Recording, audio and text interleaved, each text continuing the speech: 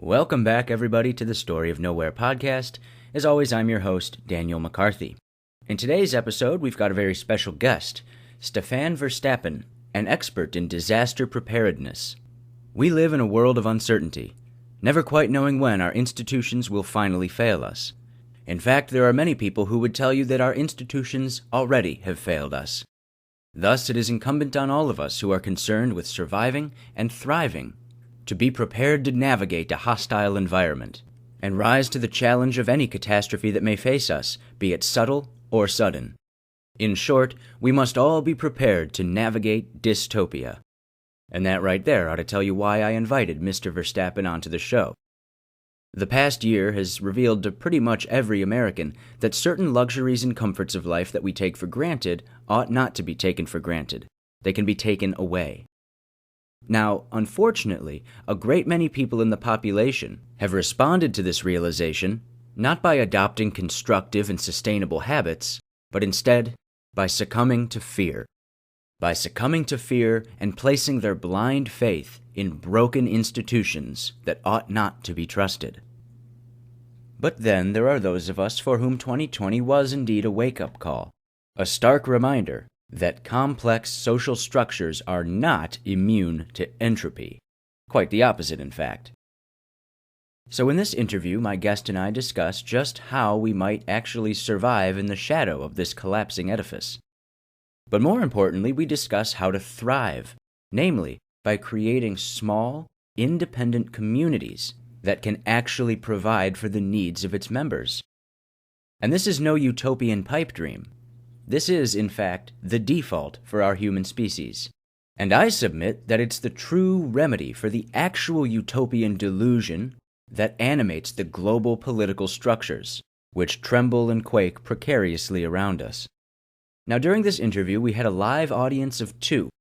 And while you won't actually hear from them, they do each offer Stefan a question towards the end of the interview. Be sure to check out Stefan Verstappen's work, both at YouTube, under the channel Stefan Verstappen, and at his website, China Strategies. Without further ado, let's get right into the interview. Thank you all again for listening to the Story of Nowhere podcast. Enjoy.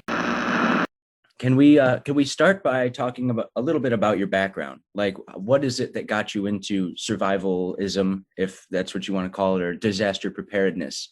How did you get into this in the first place?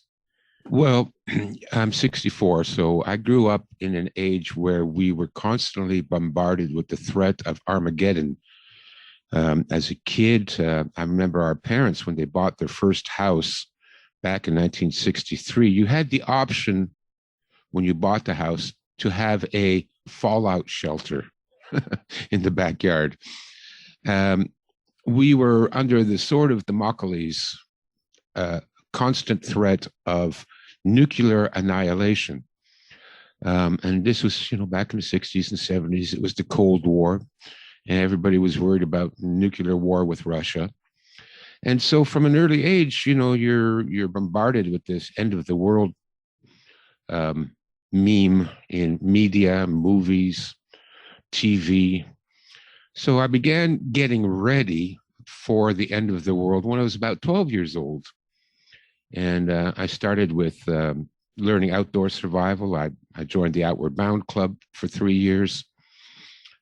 And I just continued from there. I learned how to survive in the woods, learned how to fire a rifle and a pistol and a bow and arrow. And then I became an instructor for St. John Ambulance, which is the British Commonwealth equivalent of Red Cross. So England, Australia, New Zealand, Canada, and Hong Kong have a St. John Ambulance, and it's a volunteer ambulance service. And I taught for them because at the time I had also started studying martial arts. And I really liked the ancient Chinese tradition that martial arts masters were also healers. And when I went to Hong Kong to study martial arts, my teacher, Master Chan Hong Chung, was a doctor. And then when I went to Taipei, Taiwan, to study martial arts, my teacher there, Master Tsai Renju, was also a doctor. So I like that idea that if you are going to learn how to break bones, you should also learn how to mend those broken bones. I think that's just fair. It's the yin and the yang. Um, and then the threat changed from nuclear annihilation, which is still sort of a threat now, but not as much as it used to be, to other types of threats, global warming, global cooling, hole in the ozone, zombie apocalypse. And throughout it all, I studied and I trained. So now I've got, 50 years of experience in survivalism. So that's how I got into it. Awesome. Well, I think that now so many people have been sort of just living their comfortable lives for however many years. You watch TV after work, you do your job, keep your head down, and everything just kind of stays relatively normal. And then 2020 happened. And I think that last year, for a lot of regular Americans, I'll just speak for my own countrymen, for a lot of Americans, the last year was a kind of wake up call that, oh, wow, things actually can get bad. And certainly the events of 2020 were not as bad as things have gotten historically. Like, certainly the COVID pandemic is nothing compared to the Black Death of the 1350s. Right. And certainly the crackdowns, like as far people are talking about martial law in America. It's like, I get where they're coming from, but it's also nothing like actual martial law crackdowns in like Nazi Germany or the Soviet Union or something like that. So we are certainly still living relatively free. And yet I think that the past year has given people just a glimpse of the negative turn that events could take, perhaps worse in the future. So I appreciate that the mentality of people has kind of come around to the idea that things could get worse, things could degrade. We could have to deal with like a really bad health situation, a pandemic, or we could also have to deal with a really authoritarian state. Now, unfortunately, I think that because people haven't spent their lives, as you have done, not just preparing materially, but also preparing emotionally and mentally and spiritually for such a downturn, that awareness of the potential negative threats had manifested not in competence, but in fear of the vast majority of people. So how would you approach a fearful populace in the event of a crisis and essentially calm things down? What would you do to mitigate that sort of panicky fear and actually begin to organize things and get everything back on track? Well, that's a difficult question to answer, Daniel, because we are suffering now. First of all, I wrote an article for the Trends Journal, Gerald Salente's publication, and it was called Historical Cycles, Are We Doomed to Repeat the Past? And the article is based on my research of history. My first book is on Chinese military history. And I'm a big fan of history. I read a lot of history.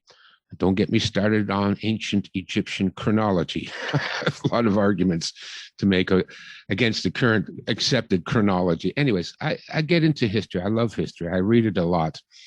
And part of my interest is a book I read when I was like 15 years old by Isaac Asimov called the Foundation series.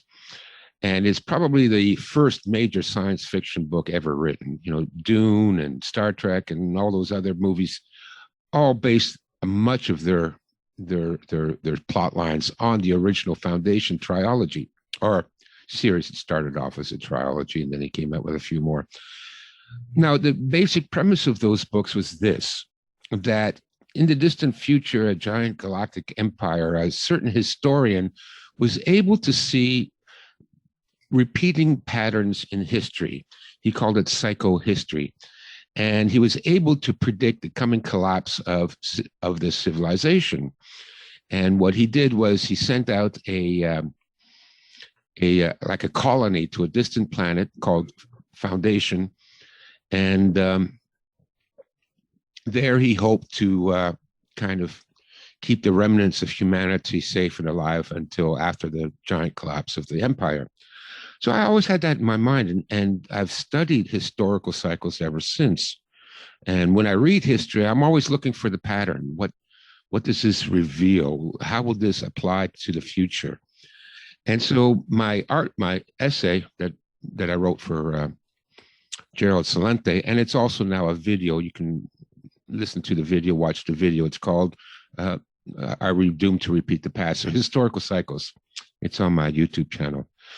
So what I've done is I've taken all the theories of historical cycles, and there's many. It goes all the way back to Polybius and Herodotus, and all the great historians throughout history have all seen this pattern, and they all wrote about it. They said, look, this is what happens. History doesn't repeat, but it rhymes. It continually follows a similar pattern, and especially in terms of empire. And the cycle of an empire, the life cycle of an empire, is about 250 years. It rises, it matures, it blossoms, there's a golden age, and then everything turns to shit. And you end up in a period of what's called chaos. And during chaos, everything's gone.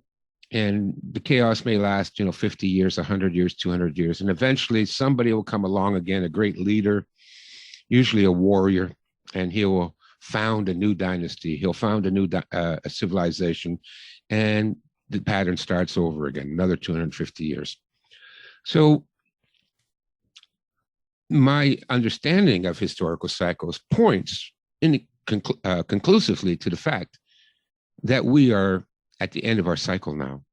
The United States has been a constitutional republic for about 250 years. It's over. And we are going into a period, what is known as chaos, which is complete social breakdown. No law and order.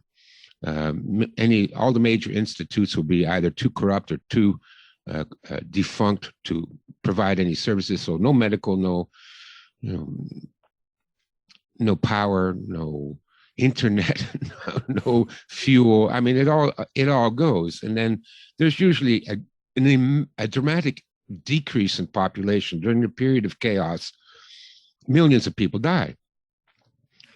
So this is the prediction that I have for the future. We're going into the end times for our civilization, and I think that's pretty obvious right now that that's what's happening. So in order to survive that, in order to alleviate people's fear, well, people live in fear all the time. One of the conditions during the age of chaos, which I'm about to release a video on, and one of the other signs that I failed to include in my original article, is that during the period of chaos, people will suffer from what is called mass psychosis. And this means psychosis means an inability to perceive reality. And when you cannot perceive reality, you are technically, and for all means and purposes, insane. And this happens to the vast majority of a population during the period of chaos. People will all go completely insane. Now look around you. We all say that, oh my God, things have gotten crazy. It's clown world. It's upside down world. Well, yes, but those aren't just metaphors for a dysfunctional society. Those are accurate descriptors for a whole population that has lost their minds. And this is why it's so difficult to approach people and try to, wake them up and get them on board. And well, you can't wake them up because they're insane. It's like going to somebody that says, well, I'm Napoleon. Yeah, but you're not Napoleon. Well, you can't, you're wrong because I know I'm a Napoleon and you're a bad person for disagreeing with me. I mean, you can't argue with them. You can't argue with schizophrenics. You can't reason with them. You can't use logic with them. So the vast majority of our population right now are insane. So there's, you can try and wake a few up. There might be a few still sitting on the fence. I don't think there's that many. You said that, people are starting to wake up more now. Well, maybe. I don't see it, to be honest with you. Yeah, maybe another couple hundred wake up, but that doesn't matter when 80% of the population is lining up for the shot. What are you going to do? That's 80% of the population that are completely insane. And but in order for mass psychosis to take place, and this is what Carl Jung wrote about. Carl Jung wrote about mass psychosis, and he called it epidemic psyche. And basically, it's the same thing. He also said that, large groups of people, huge swaths of the population will go insane. And he says, but you need two prerequisites in order for a population to go insane. One of them is they have to be uneducated. They have to be ignorant. They have to be stupid. And well, we've had over 100 years of deliberate dumbing down of the educational system so that, even I, with my high IQ and all my experience, I cannot pass an 1868 grade 7 exam. I can't do it. Right. Most university professors couldn't do it. That's how dumbed down we are. That, the brightest minds of our time cannot compete with a 13-year-old in 1868, and never mind what the Jesuits were taught, and even before that. So, the dumbing down is complete. It's well established. Never mind the dumbing down, but also the socialist indoctrination, which makes it even worse. I mean, it's bad enough to be stupid, but it's even worse to be a stupid socialist, which is what we have now coming out of the schools. So we've got that prerequisite down. Now, the second prerequisite is fear. Carl Jung said that fear is the most dangerous aspect of the mass psychosis because people are afraid and then they lose their minds. And that's what we have now. But look at what's been going on for the last, at least 100 years. The media, the movies, the government, it has been endless fear porn, starting from when I was a kid. Oh, the Russians are going to nuke us, and you better have a fallout shelter in your backyard. And, then it's going to be Red Dawn. They're going to parachute in the North Koreans. And now it's going to be the Chinese. And then it's the COVID. And then it's the SARS flu. And then it's global warming. And then it's Earth rotation and the axis and the hole in the ozone layer and street crime. And, oh, my God. I mean, that's, I know. If it bleeds, it leads is the motto of the press, meaning that bad news sells. People like to hear bad news, but all this bad news we've been getting over 100 years, this constant fear, added to the susceptibility of the population to go insane. And now with the COVID, there's 80% of the people are terrified of this virus, so they're insane. But even those of us that are not terrified of the virus, that are, we see through the propaganda, we see through the ruse, the few of us that are still sane to some degree, we're fearful too. I'm fearful because I'm afraid of the realization that I live in a madhouse, that everybody I know and everybody I see on the streets is a lunatic, and you cannot trust lunatics. So that's pretty scary. And then the other thing that frightens me is the undeniable fact that the deep state or the New World Order, whatever label you want to put on it, is hell-bent and determined to murder billions of us. It's obvious. That's what they're trying to do. They're trying to kill a lot of people. They've written about it in all their, their papers and their quarterly reports and their addresses and their meetings. And, they're all talking about how to kill a lot of people. Bill Gates has taken the lead. I know how to kill a lot of people here with this, phony. So, yeah, that's kind of frightening. So I live in a madhouse where the people who are in charge of the madhouse are trying to kill me. So that's a lot of fear. One of the first and foremost things people have to do is overcome the fear. And that's why I wrote my most recent book, The Way of the Warrior. This is a time for warriors. And by a warrior, I mean a person that is self-reliant, has the ability to critically think, has some military tactics knowledge, some self-defense skills, even if it's just a self-defense course, and take a firearms course and take a wilderness survival course, that you are completely self-reliant. You can defend yourself. You are cunning and ruthless when need to be. And you are a critical thinker. You do not follow the crowd. As a rule, wherever the crowd goes, if you're smart, you'll go in the opposite direction. You do not become part of the herd. You do not become part of the mob. And most importantly for a warrior is you have to overcome your fear. And once you do that and you're not terrified of living in a lunatic asylum run by psychopathic child murderers, then you have a chance to fight back.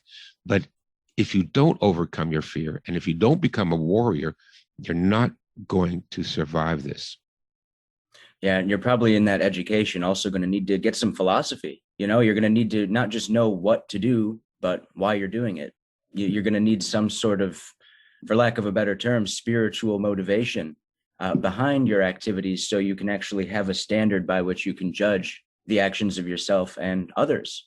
Because so many people, I think, just kind of living in the world without much of a thought out philosophy are more susceptible to just being part of that herd because they're not judging things on their own critical standard.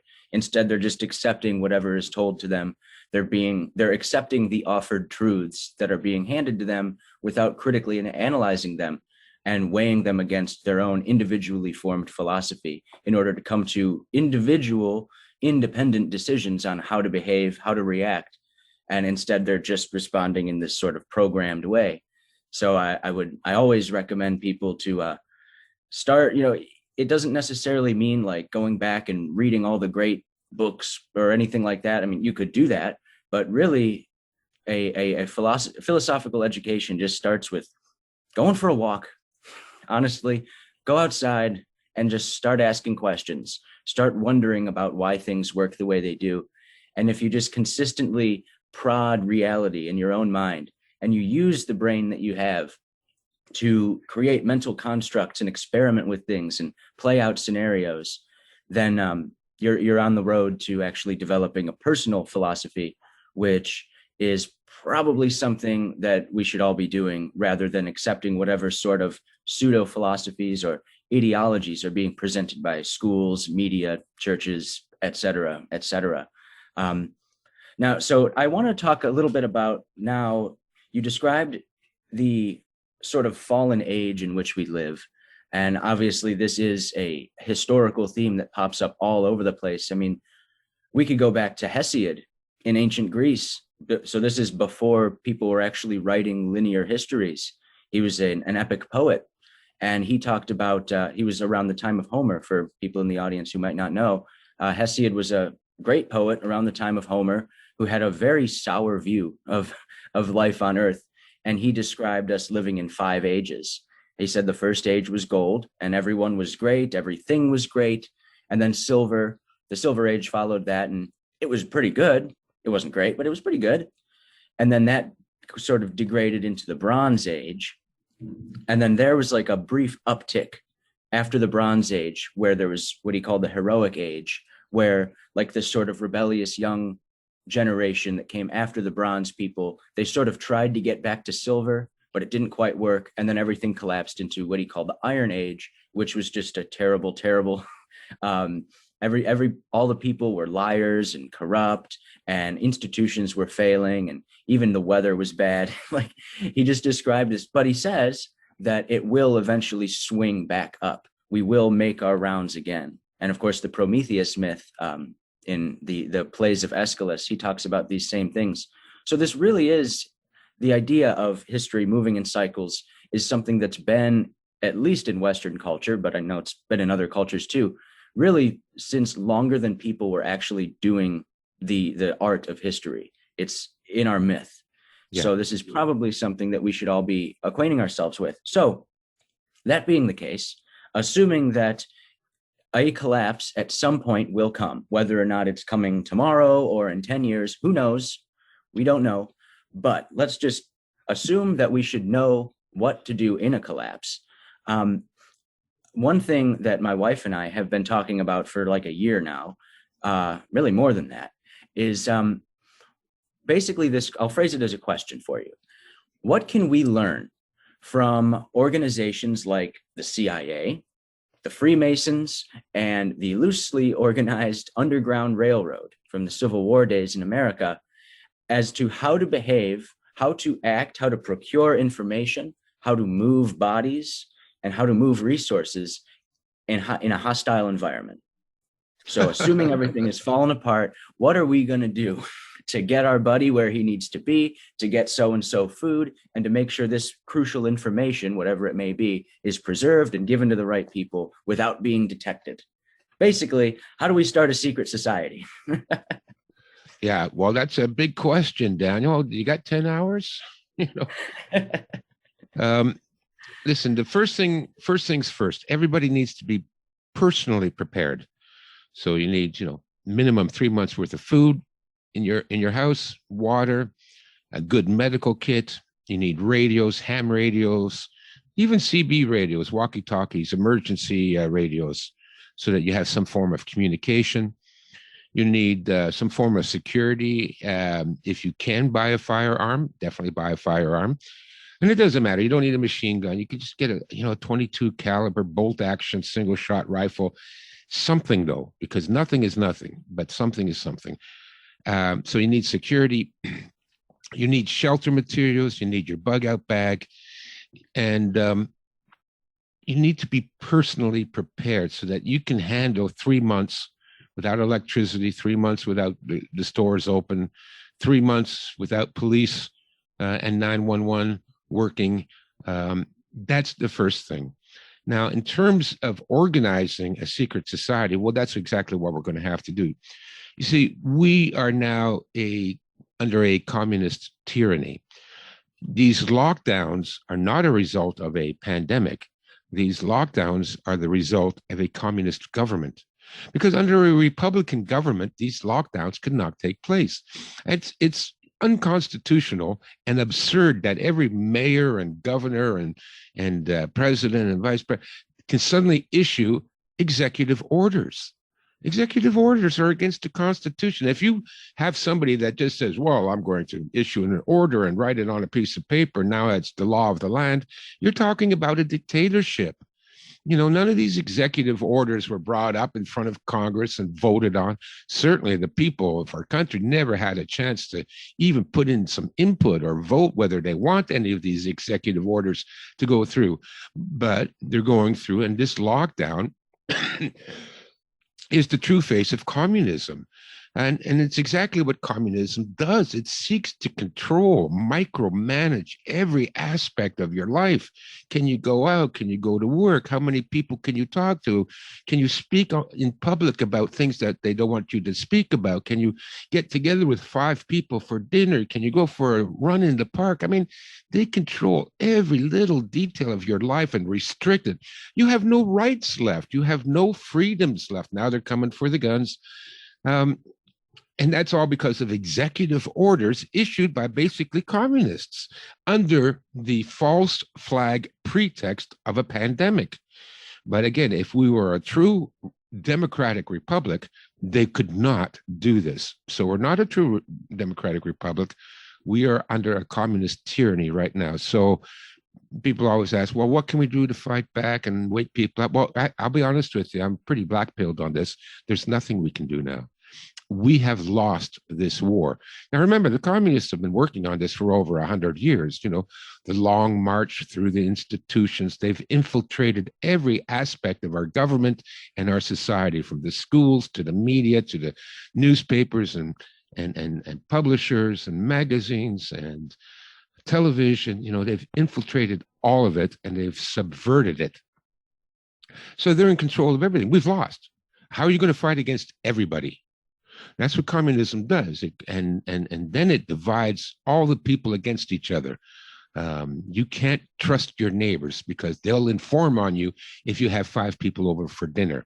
We've seen that now on the YouTube. How many YouTube videos have we seen of people being dragged out of their houses because they had a couple of people over for dinner and their neighbors informed on them? And in England now, they're trying to have school children work as informants to tell on their parents. Do your parents have a gun at home? Do your parents deal drugs? Tell the teacher and then we'll deal with it. So it's getting to the point where you can't even trust your own family. But that's what communism does. Look what happened, in Russia and the Eastern Bloc countries during the Cold War. Nobody trusted anybody. You couldn't trust your coworker, your brother, your sister, your wife, your kids, nobody, because any one of them and all of them could be an informant.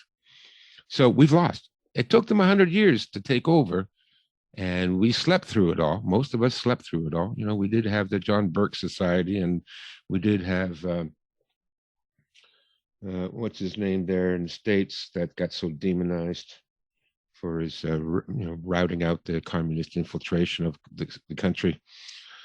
But we've lost. So now we have to adopt the same tactics that the communists did, which means we have to form small communities of people we can trust. And it can't be a big community, more than 10 people. It's not going to work, because more than 10 people, one of those people will be an informant, and you don't know who it's going to be. But one of them will be either undercover police or an informant or a snitch. So it's got to be really tight-knit communities. This is what the communists did. They formed revolutionary cells, 5 people in a cell, only one person knew, one person in the next cell over. So even if that cell were to be captured, the police wouldn't be able to trace it back into the other cells and be able to arrest everybody. So your small autonomous cells that have they have a buffer go between one person that goes between one cell and the other that nobody knows about, so that he can't be captured and tortured into revealing the location of the other cells. And then everything you have to do has to be undercover and secretive. And, you're going to have to learn how to, use all the tactics from the CIA and spycraft. And, I've been working on videos. It's called now, I got a series, I'm still adding to it, called Urban Survival Tactics, in which I try to teach some of the tactics that you're going to need, such as the ability to assume authoritarian symbols, the ability to use disguises, counter surveillance tactics, a cover story, the ability to bullshit your way out of a tight situation. These are the type of skills we're going to need now, because those of us that are still sane, you are now the counter-revolutionaries, and you will be hunted. And so if maybe in your sleep, you're dreaming of freedom, somebody will be listening in and report you, and they'll come for you. Coming soon. Look, they're already arresting all those people that were at the January 6th demonstration at the Capitol. I mean, they're rounding them up and hunting them down right now and putting them in prison. Come on, this is what the communists do. So small communities. I'm working on a book called The Complete Guide to Forming Communities, and one large chapter of that book will be how to form a survivalist community, let's call it that, and how to work together to feed yourself and get medical attention and establish safe houses and establish an underground railroad, just like they did during the abolitionist period, and look after each other. Because the thing is, as Hesiod mentioned, he had the 5 stages. I condensed Hesiod's 5 models into 4, or 5 stages into 4, because 4 is more common among the other theories as well. But as Hesiod stated, that after the age of chaos, there will be a new golden age. The thing is, for us to survive until the golden age. And that's why we need to, be strong, be a warrior, and form small underground communities. You can call them secret societies. That's fine, because that's how the secret societies infiltrated our society and destroyed it.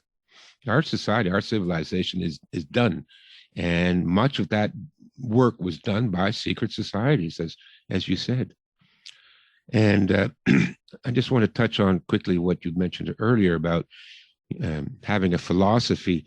You see, this war is a 2-front war. On the one front, the exoteric is, the censorship. They're going to, shut down the food supplies. They're going to have police, break up any protests and haul you out of the house. And this is the one front of the war, the physical front, where they're going to come and take what they can from you and deprive you as much as possible, and hopefully you'll die. The second front of this war is a spiritual front, because if they defeat you spiritually, then they've defeated you physically. And part of the spiritual attack is what the Soviet defector Bezmenov wrote it. Yeah. He called it the demoralization stage. And this is really a psychic spiritual attack. The demoralization stage is where their programming and their subversion of everything good and wholesome and decent in the world just makes people give up. They're demoralized. They don't have the will to fight back.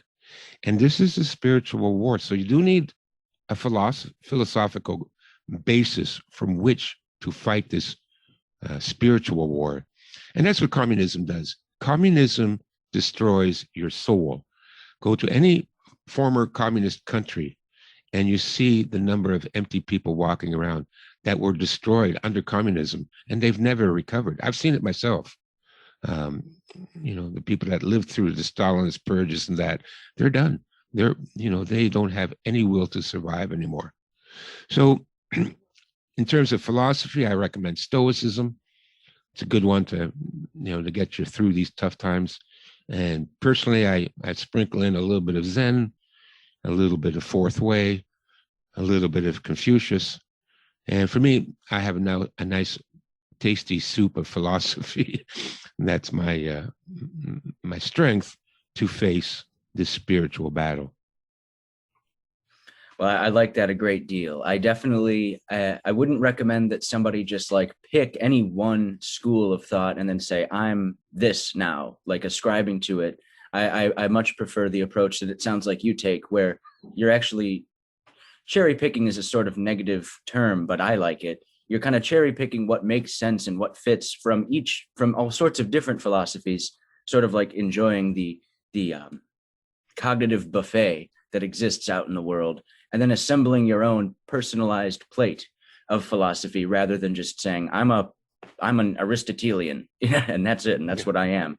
Like you could take what's useful from all these different schools of thought from all over the world and really come up with something beautiful and truly reflective of where you're coming from and where your position is in the world. So that is a very productive attitude to take within one's own life, and tying that into what you're talking about as far as creating these like mutual aid societies or secret societies, if we want to use that term too. It's about being constructive rather than destructive. Like what you were saying about setting up some sort of community, you're not like, oh, we need to subvert this and subvert that. It's like, well, maybe, but it seems to me what you're saying, the most important aspect of getting together with a group of people you trust is to actually recreate like on a small scale, the sorts of institutions that have fallen apart, that have decayed in the larger society, that we can no longer rely on the larger society for medical care, provision of food, and blah, blah, blah. We need to be able to be the ones that can provide these necessities to one another. So really, it's about rebuilding an actual society and actually having something that we can lean on. We can be productive with one another. We can communicate reliably and with people that we trust in order to essentially reestablish that which society was always supposed to be and no longer is. So it's sort of like the mutual aid community that pops up in the midst of a calamity is sort of the tip of the spear, breaching the veil in the chaos, opening everything back up to that golden age by reestablishing, again, on a small scale, those institutions that represent the virtues of society, by reintegrating those from a grassroots level. And then hopefully as time ticks on and the calamity sort of fades away and people begin to say, hey, we would like a reliable society, then what was once a mutual aid community can then begin to blossom out into other communities, and these institutions can then grow. So I hope people will take away from this that when you're talking about, or I brought the term secret societies into it, and I think that we're both on the same page that it's not what people think of necessarily as like, we're gonna flash each other secret hand signs and do some sketchy shit. Like, no, really the point is actually to be constructive, to actually take care of the people around us, specifically because the institutions that we're told as children we're supposed to be able to rely on, well, we can't. So I guess we've got to do it ourselves. And this is simply how that is done. We need to build, we need, like you said, we need to have some medical skills. We need to be able to respond to emergencies. We need to be able to have enough food so that, if shit hits the fan and you're on the run, you need to come to my place. Like, all right, I've got some beans for you. This is how an actual community is going to survive. So again, I want people to really appreciate that this is about being constructive in the face of disaster. So the next question I would like to ask you is, while things are relatively calm, I know maybe now they're not as calm as they were, but like back in 2019 or something, when the world was relatively normal, there was no pandemic yet. There weren't riots and news of people storming the Capitol and all this sort of stuff. Everything was fairly calm. What are the sorts of things that, or I'll frame it this way. What are the sorts of habits, sustainable habits, that we can all employ in our own lives relatively cheaply and efficiently in order to be better prepared for a calamity? And even if the calamity doesn't come, to just have a better and more sustainable home life. First of all, I'd like to jump back and comment on a couple of your comments. Sure. Yes, you are absolutely correct. You have to cherry pick your philosophy. The famous Zen master Takuan Soho wrote in his book, Zen Mind, Beginner Mind, that everybody must create their own path. You can't follow somebody else's path. You must create your own. And this is something I've always taught my students, like even in the martial arts. Yes, the classical style that I teach is Hong Chuan and Siba Lo Han Chuan. But you don't have to mirror that. You don't have to imitate that. Take the best and create your own style. So I've studied many different styles. So I take the best of Kung Fu. I take the best of Jiu-Jitsu. I take the best of Krav Maga. I take the best of Taekwondo and the best of karate. And so what I do is the style of Stefan. It's my style. I've taken what suits me, what I like, what I'm good at, what I've managed to perfect, and that is my style. And you can't beat Stefan style.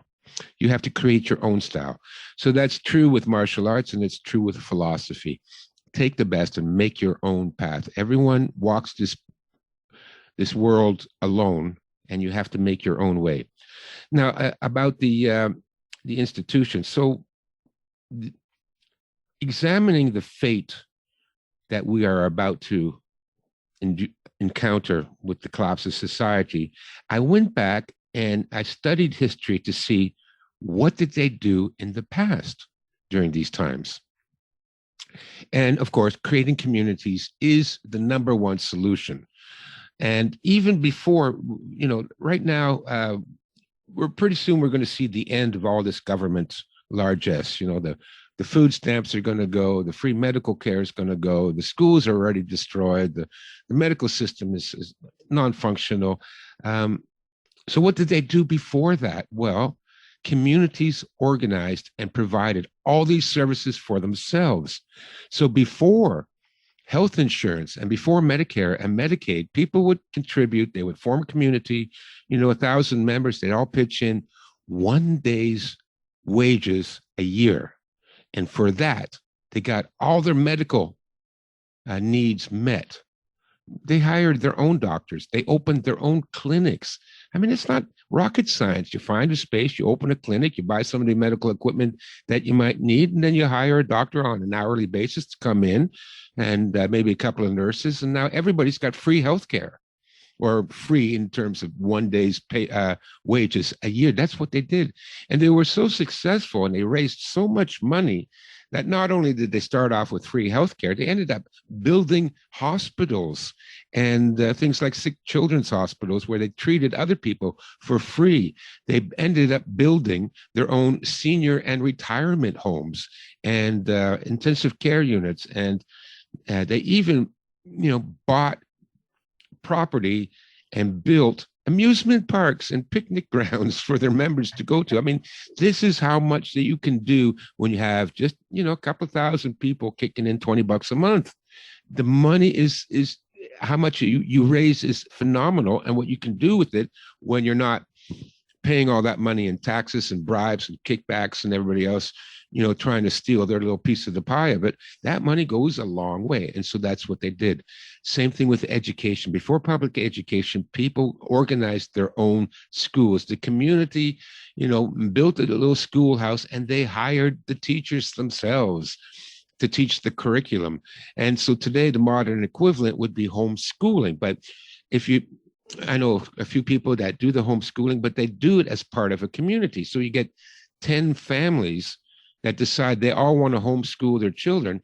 And instead of, mom staying home all day long, having to do everything, those duties are spread out between 10 moms. And what they do is they get a room at the church basement, and everybody sends their kids there. And one day it's one mom teaching the class, and the next day it's another mom. So, nobody's time is completely used up, and they join in and they pitch in for educational materials. And so you can, much better than sending a kid to public school. You have your own private schools. Same thing with food. Now we got grocery stores, but in the old days, you had farmers markets. That's what they did. You didn't go to a grocery store. Back in China, still in China, they have farmers markets, probably the most popular way to buy things. And it's where everybody brings their goods, and they set up a table and a tent in a parking lot or in a farm field or along the side of the road. And that's where you go shopping. So setting up your own farmers markets to supply yourself with food, you make your own deals with the farmers, you invite them in, you invite them to sell their produce to you. And that's one way of making sure that you get fed. You don't need the government EBT cards and food stamps if you have people working together. The other thing is a buying group. Let's say, okay, you need to buy groceries. Well, if 10 of you chip in the money you would spend every week to do grocery shopping, and you buy in bulk as a group, well, you're saving anywhere from 30 to 50%.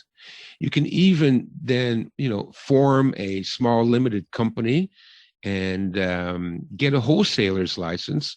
And then you don't need to go to the grocery store. You go direct to the wholesaler and you buy at a 50% discount. So everybody saves money.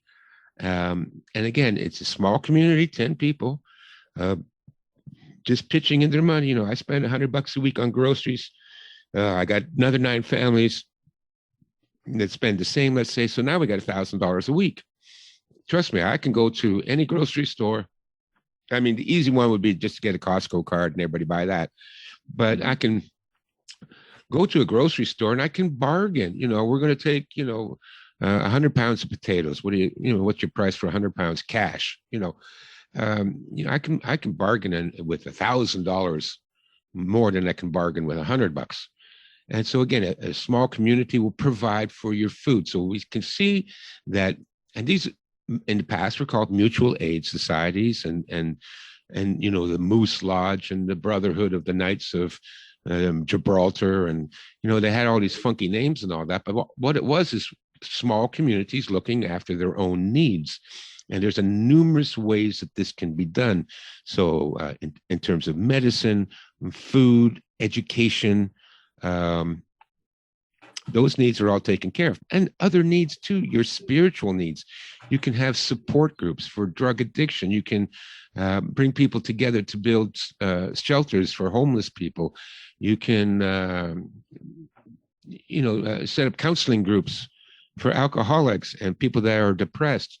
You can set up a group of people that will visit seniors buildings and talk to the seniors and bring them a little bit of food, maybe some fresh apples and things like that. So you can take care of everybody. It's very simple. There's only one thing standing in the way of this, Daniel, and that is people are selfish assholes. If you might be right about that. If you can get over this selfishness, if you can just drop your greed and your envy and your everybody's big ego, oh, I'm right, you're wrong, I'm right. This is what separates people. In forming these groups, you vote on things in a true democracy, and you elect people to carry out these functions. So, and then you have just, once you voted on the rules and the regulations and the people you want to handle the major duties of this organization, then shut up and follow along, and contribute to it instead of causing discord. And that's what I found is often, again, from my study of history, a lot of the times that these mutual aid societies, first of all, most of the mutual aid societies were destroyed by the actions of the government. The government does not like you being self-reliant. Oh, no, no, no, no. You're hiring your own doctor. No, you must go to the AMA. And the AMA then fired any doctor that worked privately for a mutual aid society. So they destroyed the private medical benefits of these companies by attacking the doctors and revoking their licenses to practice and firing them. So in order for the pharmaceutical company and the Rockefellers to institute their own demonic death system called modern medicine, but it was the government that destroyed all these things. It was the government that got rid of people teaching. How many countries in the world is it illegal to homeschool your children? Well, why is it illegal? Government doesn't want you to actually educate your children. Government wants you to send your children to these meat grinders called public education, where they come out with no brains, no intelligence, and they're dyed-in-the-wool communists now. So it's the government that has attacked us on all those levels. Now, once you eliminate the attacks of the government, the reason a lot of these groups failed is because of internal squabbling. That's what it is. People just couldn't get along, couldn't work together. Too many disagreements at the meeting, and then they formed into cliques and factions, and then the cliques and factions fought against each other, which is why, for example, in my upcoming book, why I recommend that, yes, we vote, but before any motion can be passed by the community, it must pass by at least an 80% margin. Because if it's just 51 to 49, you're always going to get two groups. You're always going to get two groups. And then they're going to fight against each other, and then they're going to try and get their policies passed. And then, it just breaks down to internecine warfare, and that's what destroys the community. My thinking is that if you want to pass a motion, and it's a really good idea, then everybody should be on board. Yeah, that's a great idea. 80% of people say, yep, I'm really good with that. 10%, 20% might not like it, but if you've got 80% on your side, then, there's really not too much they're going to be able to do to destroy the community. They can maybe leave or whatever, but which is always an option, but it's not going to result in this civil war. And which is what they've tried to do all the time too. So that's the idea with the communities. I mean, it can solve literally all our problems. We take the power back from the government. They're not going to be able to supply these services for much longer anyways. And we put it back in the hands of the community and the people, where the people oversee it, where the people fund it, where the people participate in it. And with that, you can solve every problem our society faces. Absolutely, absolutely. Creating constructive solutions from the ground up without having to rely on experts or whoever it is from on high dictating to us, what ought to be done and who ought to be listened to. These are time-tested methods of simple humans behaving in the way that I think is probably intrinsic to our nature. I mean, fish organize into schools, wolves into packs. Well, humans organize into this thing we call society or community, whatever word we want to tack onto it. This is what we do. And the sooner we, I think, embrace what is natural for us to do, which is to work together in these small local communities in which we take care of one another, the sooner we can actually get back to having sustainable lives. Because now we've just sort of outsourced our natural inclination to be a community to this sort of abstract thing called a nation state or whatever, where, we've got it in our heads that we're members of a community of like 350 million people. Well, it just doesn't work that way. The institutions that are built to serve a community that large are simply not going to be able to deliver what they promise, even if they were acting in good faith, which, many of them are probably not. But even if they were, even if they genuinely did want to serve the public, it just seems to me quite a stretch to imagine that it would be even possible for institutions to consistently serve people in such a large population with any sense of quality. So the sooner we get back to the way humans have been organizing and caring for each other for literally over 100,000 years, then we'll probably be getting back on the right track. This is another one. We talk about the sort of gradual collapse into an authoritarian state or something like that happens over time after the society has been demoralized. What if instead of that sort of gradual thing, you find yourself in an immediate, surprised, catastrophic situation for, let's say, like an Oklahoma City bombing or a 9/11 scenario? Like if something just, holy shit, happens right in front of your face, what would you do, or what should one do in a catastrophe like that for all intents and purposes could not have been foreseen? Okay, well, I just had a consultation with a lady yesterday because I also offer, if you want to talk to me one-on-one, go to my website under consulting, and you can book. I say 90 minutes, but I usually do 2 hours with people. And, you need to assess your threat, what kinds of threats that you might have faced. A large part of this is planning. And here we get back into the philosophy. In Stoicism, one of the exercises, or one of the exercises that the Stoics use is called negative imagination. Now that sounds terrible, and the whole New Age movement has convinced us that any negative thoughts will give you cancer immediately, but that's not true. What a Stoic does is he goes through all the possible scenarios of what could go wrong, and then if this goes wrong, then how will I deal with it? And then if that goes wrong, then how will I fix that? And it's actually a very good a way to prepare. You need to examine, because you need plans. So let's say you have to evacuate. Well, for example, something sudden happens. For example, the woman I was speaking to yesterday, she lives on an island off the coast of Washington State.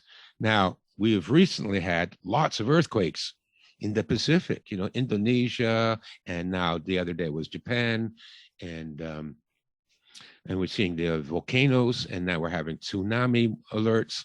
So, her immediate threat would be a tsunami or a massive earthquake. So we went over, well, what would you do then? Well, the best thing to do is to get to high ground. Now, there was a small mountain about 2,000 feet above sea level, 5 minutes from where she lives. I said, well, there you go. So in the case of a tsunami alert, and the other thing you have to do is set up, you go to one of the National Weather and Aeronautics Society websites and set up an alert that you'll get an email if there's a tsunami warning for your area. So again, you have to plan this all out in advance. This is the type of threat. Well, okay, this is how we prepare for it. So she also now has put together a good bug out bag, and she keeps it close to the garage door next to her truck or SUV. So now here's your plan. If you get to tsunami alert and you have to evacuate, and you may have a 4-hour notice, you may have 20-minute notice, then bug out bag goes into the truck, the cat goes into the truck, off you go, 5 minutes up the road, you go up the mountain, and there you make camp. You've got your food, you've got your tent, you got your shelter, you can build a fire, you got your emergency radios with you so you can communicate with people, you can get information. That is how you deal with that. So you have to think about what the potential threats are to your life and in the area that you live in. So the other, if you live in Northern California, the potential threat is a forest fire. They were devastated last year and the year before with these forest fires, all started on purpose. So, well, what is the solution to that? Well, first of all, you got to, again, have an evacuation plan. Where are you going to go? Where can you go during a forest fire? Look what happened there in Australia. They had a huge forest fire, and all these people were trapped on the beach. and they had to send boats to evacuate them from the beach because they couldn't go anywhere else. All they did is they headed for the nearest source of water. So you need to make a plan. If this happens, I do what? If the house is on fire, where do I go? If a train derails and there's chlorine gas cloud coming into town, barreling our way, what's the best way to get out of town? What's the best place to run to? Make sure you got your stuff with you, your 3-day bug out bag. Or let's say there's roving gangs of looters. Maybe it's not a good idea to be on the road at that time. So now, if there's roving gangs of looters, what's the best way to fortify your house? What are the weapons do you need to have handy by the front door? What do you do about the windows? How do you, I recommend, of course, that you board up your windows and turn off the lights and be quiet and spray paint graffiti all over your front door so that the looters will think your house has already been looted. And we'll move on. So again, we're using disguise, we're using deception to avoid being looted. So the most important thing you can do is make plans, and I've got that in the book. You need a rendezvous location. Where do we all meet up? Now, let's say you have kids, they're at school, your wife's at the office, you're at the office, you're all separated. And now a warning comes down that says everybody has to evacuate. Who's going to go get the children? Is the school going to release them, or is the school going to keep them there and shelter in place? How are you going to contact your wife? Who's going to go there? Where are you all going to meet up afterwards, right? Because, we're all going to run out of the city, but your wife might be coming from one direction, the kids from another, and you from a third. Where are you going to meet? So you need to establish ahead of time. Here's the rendezvous location. We're all going to meet at Jack's Apple House on Highway 15 outside of town. And then you need a retreat location. So let's say the disaster is even bigger than that. And Jack's Apple House on the outskirts of town is in danger too. Well, then we'll all meet at the Triple K campground 50 miles away. You need to plan all these things out ahead of time. If you make these plans and then you gather the little bit of supplies and equipment needed to make these plans work, then you're good. You're safe. So nothing can catch you by surprise. You're not like, watching TV and suddenly the alarm comes out, everybody get out now, and you don't know what to do. You're running around the house. Where's my shoes? Where's my raincoat? Anybody seen the flashlight? Who's got batteries? I mean, forget about it. That has to be ready and ahead of time. And instantly, guys, let's go to the rendezvous location first, see how it goes. If things get worse, we go to the retreat location. That's your plan. So you got to plan this thing out all ahead of time. Excellent. Makes a lot of sense. So I want to be respectful of your time. I don't want to take up too much longer, and I do want to open up the floor to questions, but I do just have one more thing that I'd like to ask you before turning it over to the masses, our small audience here.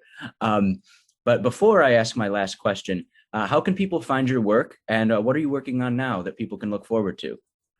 Okay, so you can find my work on YouTube, all my YouTube videos. I've got over 200, and it's YouTube / Stefan Verstappen. It's just my name. I didn't come up with a nice fancy marketing term. I should have, but just Google my name in YouTube, and you'll find all my videos there. My website is www.chinastrategies.com, and it has nothing to do with China other than my first book that came out 22 years ago was called Chinese Strategies. And so when I got my first URL, I went for China Strategies to match the book. I should have changed it to something else by now, but I never got around to it. So everything is on that website. My art, my books, my videos, my articles, my essays. It's all on that website, and it's jam-packed with stuff, but now you have to kind of scoot around. What I'm working on now, well, I'm doing my taxes. Sorry to hear that. Yeah, well, I got it because I got to apply for this COVID relief funds, and you can't do that without filing your tax return. But I'm working on a couple of videos coming out. One is My Worst Nightmare Come True, in which I talk about the communist dictatorship that we are living under and the how the mass psychosis has aided and abetted the communist takeover. Also, my book that I'm still working on is The Complete Guide to Forming Communities for Mutual Aid, Self-Reliance, and Charity, in which I'm going to list, like 30, 40, 50 different communities you can form. And anything from just a small community where you just volunteer to spend an hour of your time once a week to more larger communities. For example, a survivalist community where 10, 20 families work together to make sure that no matter what happens, they'll have the food, they'll have the protection, they'll have the medical care that they need to service a larger community. So that's the other thing I'm working on. Yeah, I'm working on a lot of stuff. And but that's it for now. ChinaStrategies.com and Stefan Verstappen at YouTube to watch all my fascinating videos. Well, excellent. I'll put all that stuff in the show notes. I'm looking forward to delving more into your work. I know you've got the ultimate library set of like 280 plus books. So that's I've got a lot of homework to do, and I'm really excited to get into it. And I'm really looking forward to that upcoming book of yours, because I mean, like I said, I've been talking to my wife about exactly that topic for like a year, and it's been like, oh, how come no one's thinking about this? So I know. I really thought the same thing. How come nobody else is doing this? But part of the problem too is with forming these communities, there's a bit of paperwork involved. And what I'm trying to do with the book is do all the paperwork for you. So a community needs a charter. You have to clearly state what your goals and objectives are, what the rules of the community are, so that everybody's on the same page. One of the reasons these communities fell apart in the past is like everybody gets together and says, okay, we're all going to work together. And then one guy does all the work, and then other people standing around complaining. This is often what happens in communes and things like that. That's why all these communes all died. The founding members did all the work. By the time they got 200 members, they weren't doing anything. They weren't contributing. So these are your obligations. This is what is required of you to be a member of this community. And the other thing too is you got to filter out the bad apples. You don't want everybody in your community. You want people that have skills and talents and that can contribute. So I've included things like questionnaires, like what do you bring to the community? Are you a paramedic? Are you a gardener? Or do you know how to grow a hydroponic garden or plant raised bed gardens? Can you fix machines? Can you improvise wind turbines or water turbines for electrical power? I mean, everybody's got to bring something. I mean, if you have no skills and you have no money and you have no intelligence, well, does everybody have to carry you? No, you're not welcome. You're not invited.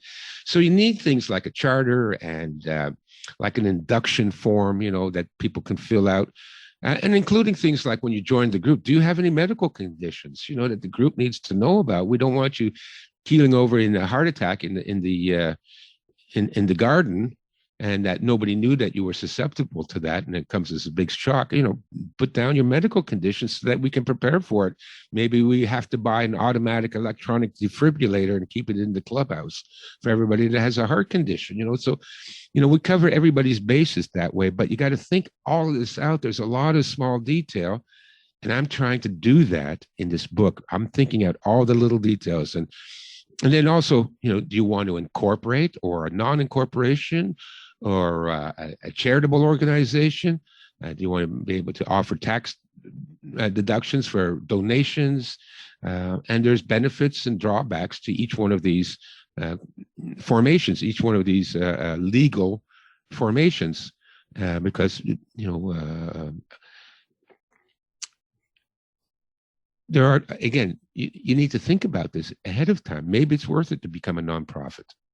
That way you can solicit donations. You call yourself the Wisconsin Audubon Society, and I recommend anybody that forms a community to choose as dull non-inflammatory a name as possible.